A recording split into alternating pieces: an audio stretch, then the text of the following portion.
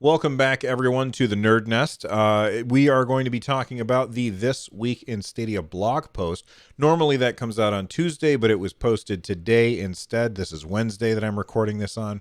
Let's get started with the blog post, which you can find a link in the description down below. Let's start with Little Nightmares 2. Little Nightmares, already a game on Google Stadia. It is almost like a side-scrolling horror game. Which is pretty cool. I like the art style for it a lot.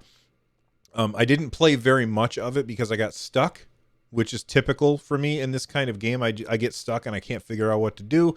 And then I get distracted by a shiny thing and play something else. Little Nightmares 2 is going to be coming to Stadia on February 11th. Now, this is significant for two reasons. Number one, it's coming to Stadia Pro, so if you are a subscriber to Stadia Pro, it's part of your subscription, which is awesome.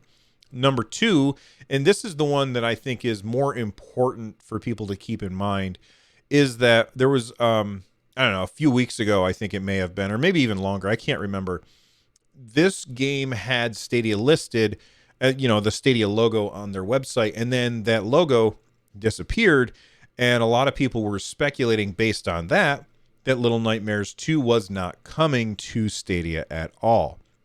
And the reason I'm pointing this out is because it just goes to show you that logos on a website don't really indicate whether or not a publisher or developer is going to be bringing their game to Stadia. That's just something that I always want to tell people to keep in mind. A lot of people get upset when they don't see the Stadia logo on a game. That doesn't mean anything. It doesn't really tell us whether or not it's coming to the platform. What it does indicate is that it is coming to the platform, but its absence does not mean that it's not coming to the platform. And that's something I always have to remind people. Absence of evidence is not evidence of absence. Let's move on. Pikuniku, which was, I don't understand what happened here, but Pikuniku was announced like 3 times. And had release dates, and then those release dates came and went, and the game never showed up. Well, it's now available. You can pick it up for $10.39 US. Normally $13 for that game. It's a puzzle game. I'm not really interested in it myself, but that doesn't mean that it's not a good game. It's just a game that isn't appealing to me. Let's talk about Crayta. If you don't know what Crayta is, it is a game-making game. I was really, really excited when Crayta first came out, and then I quickly realized that my skill level for, having the ability to create a game using the tool sets that are available to me in Crayta, I wasn't quite there.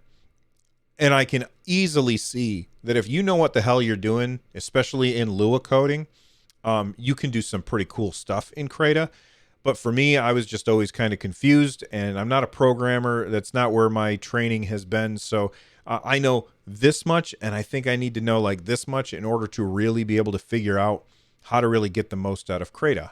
However, that doesn't stop me from playing the things that other people make. Now, when this game came out last year, it was the first time that we had state share. It was state share beta, where you could basically post a link and get people into your game that way. I did a quick little state share link, and everybody joined me, and we built a big house together, and it was really cool, live on stream. This is a game that was free for pro users, but if you wanted to play it and you weren't a pro user, you had to pay money. And at the time, I believe I said, that's a huge mistake. This is the kind of game that you want as many people to play as possible, so it should be a free-to-play game supported by microtransactions. What kind of microtransactions? Cosmetic microtransactions. And that's what they are finally doing. So it says here in the blog post, discover, create a starter edition, and make your own games. It's free for everybody right now on Stadia. You don't even need a Stadia Pro membership. This is something that should have been from the very start, but now it's here, and I think that that's fantastic. Speaking of free-to-play games, Destiny 2 is, of course, free-to-play. And they do have the Season of the Chosen is now available as well. And this was really cool. It's not a free-to-play game, although I think that it should be. PAC-MAN Mega Tunnel Battle just had, I think it's $5 if you include tax 5 something. in order to unlock this Lunar New Year skin pack, basically. I bought it yesterday, and I feel like when I was playing Pac-Man, it feels better than it did at launch. At launch, I felt like it was kind of glitchy. Not like because of a bad connection, but because it was just kind of a buggy mess. It was still incredibly fun, and I really, really enjoyed it. But I played it last night. It was very cool. I saw this a link on Twitter from Pac-Man Official. I clicked on it. It launched the game. I played. I won my game. Yay me.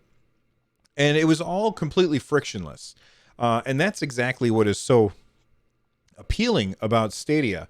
Well, they did make it, I feel like they must have done some work to make it even better than it was before, because I noticed absolutely zero issues of, things teleporting through walls or ghosts not doing the things that I thought that they were going to do at the time. The game is really good, and it should be free to play, but it's not free to play. You do have to pay money for it. Bandai Namco, you should be doing this as a free-to-play game. Take a page from Destiny 2. Take a page from Crayta. Take a page from any other free-to-play game that can be supported with skins. Sell this game, or give this game away for free, and then sell people stupid outfits for Pac-Man. My Pac-Man is now running around as a chicken Pac-Man, which is awesome. We do have some games that are on sale right now, just to let everybody know. 2K Games is having a sale. Borderlands 3, like every different version of Borderlands 3, is on sale. NBA 2K21 is on sale, although I've heard nothing but bad things about that game. Like, it's a super, super buggy mess. So I have not played it myself because I really don't care about basketball. I would avoid that based on everything that I've heard. PGA Tour 2K21, definitely buggy when I was playing it before, but only in the menus. And then when I actually got on the links, everything was fantastic. So I highly recommend that game, although it tends to go on sale a lot. So I'm, $30 I think is still, I don't want to say that it's too expensive, but if you wait, you're likely to get it cheaper than that. Just something to keep in mind. And WWE 2K Battlegrounds, I have not played it. I know that Lloyd played it, and he said that it felt very, very grindy and a little too microtransaction heavy for him, and he found that to be a little irritating. The Assassin's Creed series is also on sale. So it looks like Odyssey, Origins, Syndicate, Unity, and Valhalla. All of those games are on sale in one form or another. You can just look right there and see, or I guess right there, sorry. You can look right there and see the prices for yourself.